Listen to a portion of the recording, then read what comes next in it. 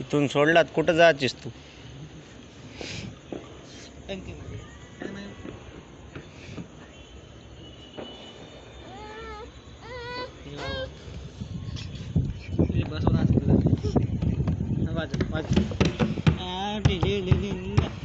मामाची शादी निघाली झाली मामाची शादी आता.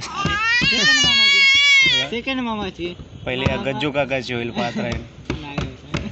Let's see. नाना भाऊची लगन निघाली शादी अख्खी भाऊची लगन झाली. शादी काय म्हणते तू बया. भारत निघाली